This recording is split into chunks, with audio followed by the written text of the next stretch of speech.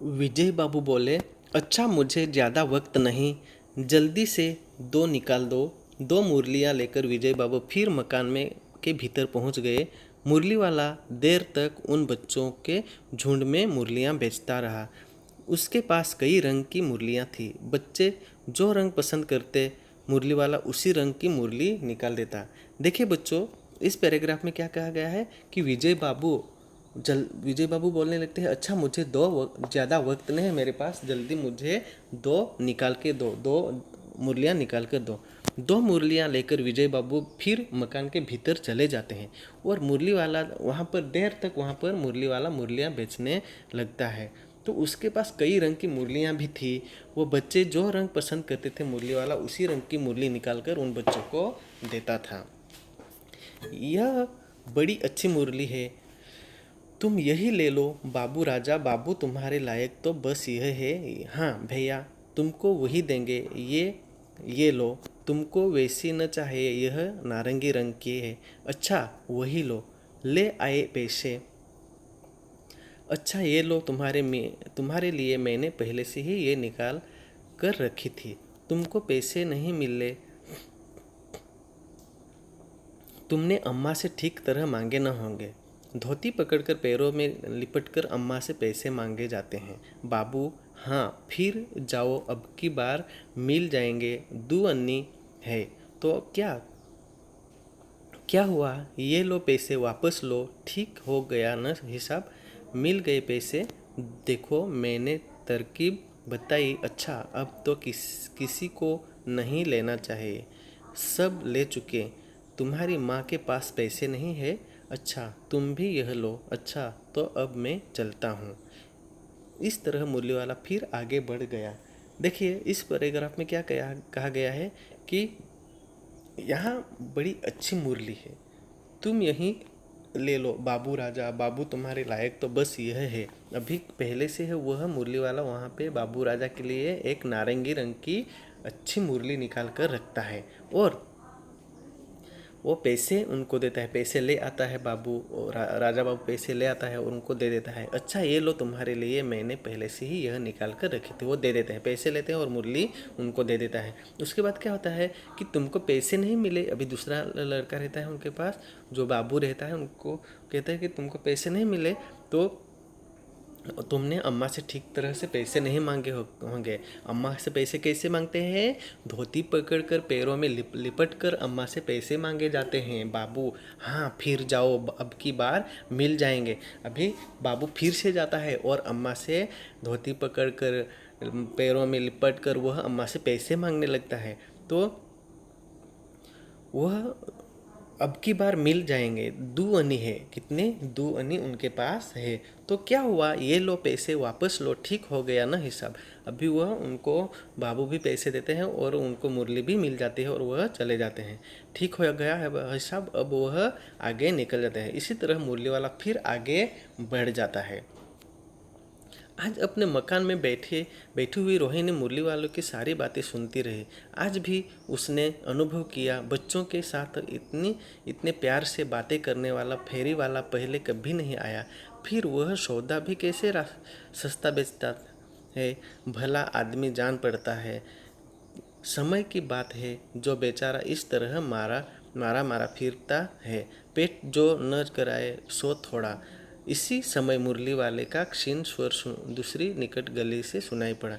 देखिए इस पैराग्राफ में क्या कहेगा कि आज अपने मकान में जो बैठी हुई रोहिणी है, चुन्नू मुन्नू की माँ है, वो रोहिणी बैठे हुए सारी बातें मुरली वाले की सुनती रही और आज भी उसने अनुभव किया कि बच्चों के साथ इतने प्यार से वह बातें करते हैं।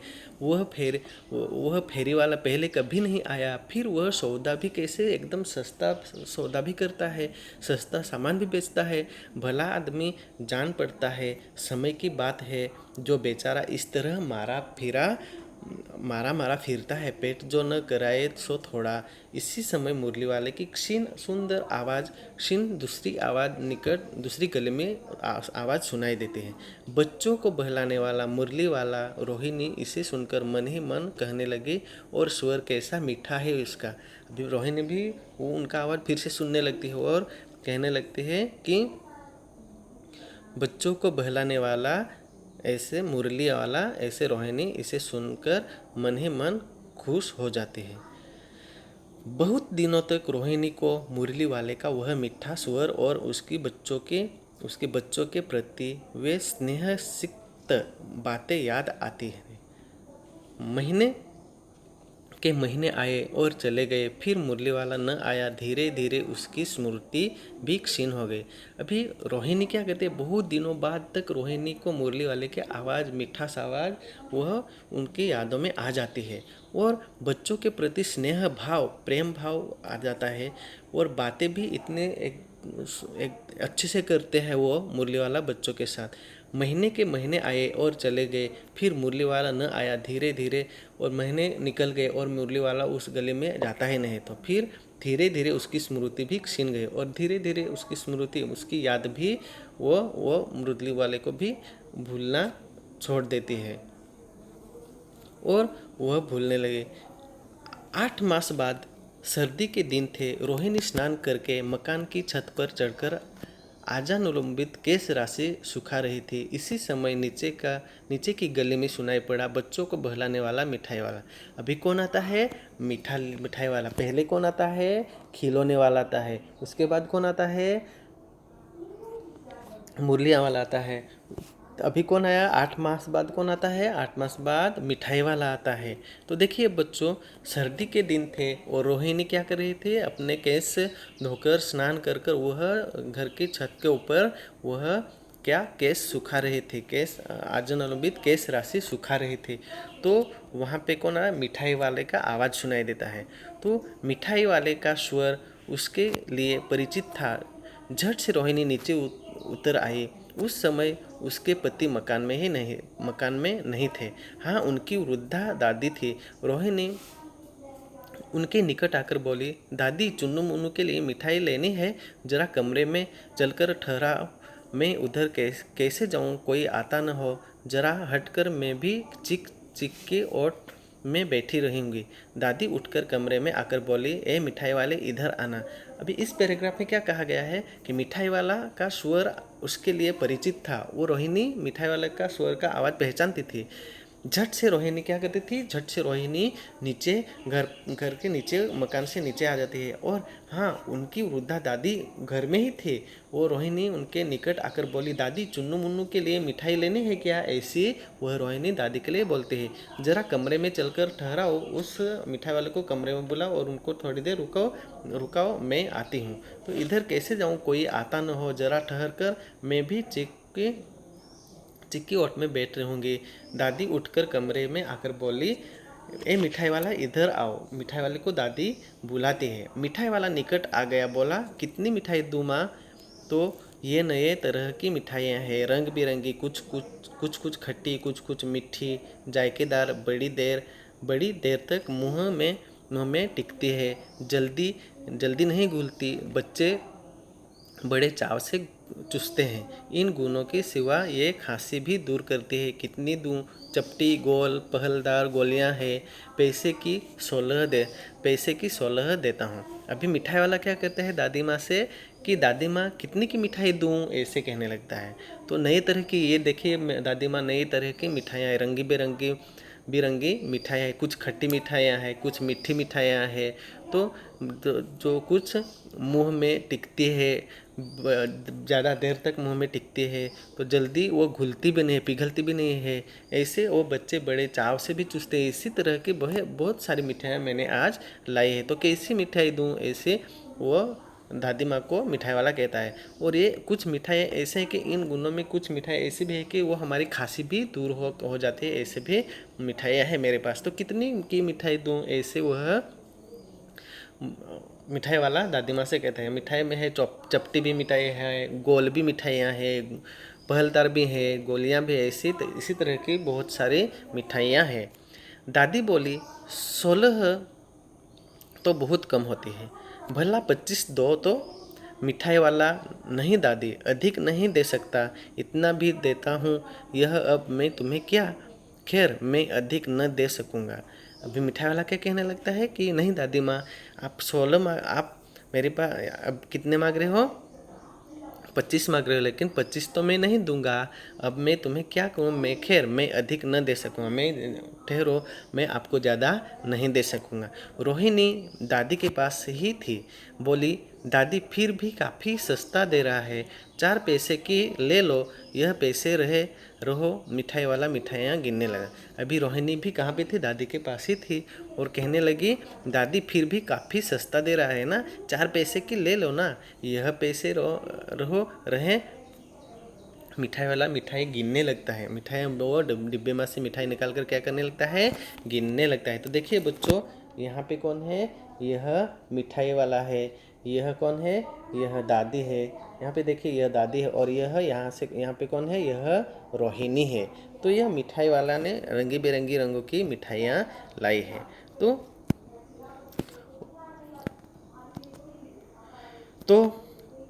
4 की दे दो, 25 नहीं सही, 20 ही दे।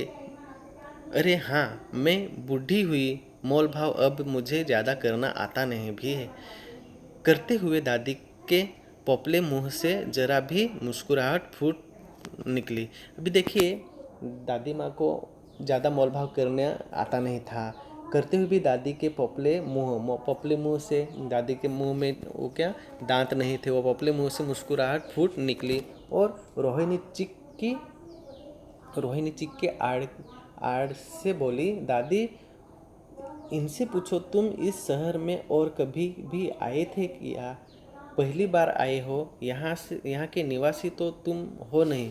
अभी यहाँ पे कौन है, यहाँ पे ये रोहिणी है, यहाँ पे रोहिणी है, ये दादी से बोलने के लिए कहती है कि दादी, मिठाई वाले को आप बोले कि आप यहाँ पे पहली बार आए हो क्या, कभी आए हो या नहीं आए हो, आप तो यहाँ पे के निवासी नहीं हो। ऐसे दादी को रोहिणी बोलने के लिए कहती है। दादी ने इस कथन का दोहराने की चेष्टा की ही थी कि मिठाई वाले ने उत्तर दिया, पहली बार नहीं, और भी कई बार आ चुका हूँ। तो बाद में दादी पूछता है कि आप पहली बार आए हो क्या यहाँ पे, तो मिठाई वाला क्या कहता है कि नहीं, मैं पहली बार यहाँ पे नहीं आया हूँ, मैं कई बार यहाँ पे आ चुका हूँ। तो यहाँ पे उत्तर देता है, ये कौन उत्तर देता है, मिठाई वाला, कि मैं पहली बार नहीं और भी कई बार आ चुका हूँ इस गांव में। रोहिणी चिक के आड़ से बोली, पहले यही मिठाई बेचते हुए आए थे या और कोई चीज़ लेकर। रोहिणी क्या कहते हैं कि पहले भी आप मिठाई लेकर ही आए थे कि कुछ और चीज़ लेकर आए थे यहाँ पे बेचने के लिए। तो मिठाई वाला हर्ष खुश हो जाता है, सेंस और विस्मय आदि भावों में डूबकर बोला, इससे पहले मुरली लेकर आया था, और उससे पहले भी खिलौने लेकर आया। अभी रोहिणी का अनुमान ठीक निकला, अभी देखिए, रोहिणी का अनुमान ठीक निकला कि मैं जो सोच रही थी वो सही है। यही मिठाई वाला पहले क्या लेके आया था, पहले खिलौने लेके आता है, खिलौने लेके आने के बाद वो मुरली बेचने आता है, मुरली बेचने के बाद क्या आता है, मिठाई बेचने आता है। तो यही एक है तो रोहिणी का अनुमान ठीक था। अब तो वह इससे और भी कुछ बातें पूछने के लिए अस्थिर हो उठी। वह बोली, इन व्यवसायों में भला तुम्हें क्या मिलता होगा। वह बोला, मिलता भला क्या है, यही खाने भर को मिल जाता है, कभी नहीं भी मिलता है, पर हाँ, संतोष, धीरज और कभी कभी असीम सुख जरूर मिलता है, और यही मैं चाहता भी हूँ। अभी रोहिणी को मिठाई वाला क्या कहता है कि इसमें आपको क्या मिलता है, इन व्यवसाय में, इस धंधे में आपको क्या मिलता होगा। तो वह बोला, मिठाई वाला बोलता है, मिलता भला क्या है, यही खान भर के मिलता है, कभी मिलता है तो कभी नहीं मिलता है, ऐसा वह कभी नहीं मिलता है, ऐसे वह मिठाई वाला कहने लगता है। कभी संतोष, कभी धीरज और कभी कभी असीम सुख की जरूरत से वह कभी कभी उनको यह मिल जाता है। तो इसी तरह वह अब व्यर्थ उन बातों की क्यों चर्चा करूं, उन्हें आप जाने ही दो, उन बातों को सुनकर आपको दुख ही होगा। जब इतना बताया है तब और भी बता दो, मैं बहुत उत्सुक हूँ, तुम्हारा हर्जा न होगा, मिठाई में और भी ले लूँगा। अतिशय गंभीरता के साथ मिठाई वाले ने कहा, मैं भी अपने नगर का एक प्रतिष्ठित आदमी था। देखिए इस पैराग्राफ में क्या कहा गया है कि अब व्यर्थ न बातों क्योंकि अभी जो काम की बात नहीं है वो क्यों बात करते हो, ऐसे वो कहने लगते हैं। तो उन्हें आप जाने दो, अभी उस बात को जाने दो, अब बताओ सुन, बातों को सुनकर आपको दुखी होगा। अब इतना बताया है, तब और भी बताओ कि मैं बहुत उत्सुक हूँ कि तुम्हारा हर्जान होगा, मिठाई में और भी लूँगा। अतिशय अतिशय गंभीरता से साथ मिठाईले ने कहा, मैं भी अपने नगर का एक प्रतिष्ठित आदमी था। मकान, व्यवसाय, गाड़ी, घोड़े, नौकर चाकर सभी कुछ था। स्त्री थी, छोटे छोटे 2 बच्चे भी थे। मेरा वह सोने का संसार था। बाहर संपत्ति का वैभव था, भीतर सांसारिक सुख था। स्त्री सुंदरी थी, मेरी मेरी प्राण थी। बच्चे ऐसे सुंदर थे जैसे सोने के सजीव खिलौने। उनकी अटखेलियाँ के मारे घर में कोहलाल मचा रहता था। समय की गति, विधाता की लीला, अब कोई नहीं है। दादी प्राण निकाले नहीं निकले, इसलिए अपने उन बच्चों को खोज में निकला हूँ। वे सब अंत में होंगे तो यही कि आखिर कहीं न कहीं जन्म में ही होंगे। उस तरह रहता, घुल घुल कर मरता, इस तरह सुख संतोष के साथ मरूंगा। इस तरह के जीवन में कभी कभी अपने उन बच्चों की इन झलक सी मिल जाती है। ऐसा जान पड़ता है जैसे वे इन्हीं में उछल पुछल कर हंस खेल रहे हैं। पैसों की कमी थोड़े ही, आपकी दया से पैसे तो काफ़ी है। इस तरह उसी सुखी को पा जाता हूँ। देखिए इस पैराग्राफ में क्या कहा गया है कि अतिशय गंभीरता के साथ मिठाई वाले ने कहा रोहिणी को कि मैं अभी भी नगर का एक प्रतिष्ठित आदमी था। मकान, व्यवसाय, गाड़ी, घोड़े, नौकर चाकर सब कुछ था मेरे पास। स्त्री थी, 2 छोटे छोटे बच्चे भी थे मेरे। मेरा वह सोने का जैसा क्या संसार था। बाहर संपत्ति का वैभव था मेरे पास, भीतर सांसारिक सुख था। स्त्री सुंदरी थी, मेरी प्राण थी। बच्चे ऐसे सुंदर थे जैसे सोने के सजीव खिलौने। उनकी अटखेलियाँ के मारे घर में कोहलाल मचा रहता था। जैसे बच्चे घर में रहते तो क्या इधर उधर खेलने लगते हैं, मस्ती करने लगते हैं। तो समय की गति थी वहाँ पे, विधाता की लीला थी, परमेश्वर की लीला थी वहाँ पे। अब कोई नहीं है, अभी यहाँ पे कोई नहीं, सिर्फ दादी प्राण निकाले नहीं निकले। अभी सिर्फ मेरे पास कौन है, एक दादी है, उनके भी प्राण निकलते नहीं हैं। इसलिए अपने उन बच्चों की खोज में निकला हूँ। इसलिए मैं मेरे बच्चों की खोज में निकला हूँ, ऐसे वह मिठाई वाला रोहिणी से कहता है। वे सब अंत में होंगे तो यही कहीं आखिर कहीं न कहीं जन्मे होंगे। अभी वह बच्चे क्या आखिर कहीं ना कहीं जन्मे होंगे, ऐसा वह कहता है। कभी कभी अपने बच्चों के लिए झलक सी मिल जाते हैं। कभी कभी इधर उधर मैं गलियों में घूमता हूँ तो कभी कभी मेरे बच्चे मेरे आंखों के सामने नज़र आ जाते हैं। तो ऐसा मुझे होता है जैसे वे इन्हीं के उछल उछल कर हंस खेल रहे, जैसे मेरे बच्चे घर में खेल रहे थे उसी तरह वो दूसरों के बच्चे भी खेलते हैं तो मुझे मेरे बच्चों की याद आ जाती है, ऐसे कहने लगता है। पैसों की कमी थोड़ी ही है, आपकी दया से पैसे तो काफ़ी है। इस तरह की उसी सुखी को पा जाता हूँ। अभी आगे देखिए, रोहिणी ने अब मिठाई वाले की ओर से देखा। उसकी आंखें आंसुओं से तर रहे।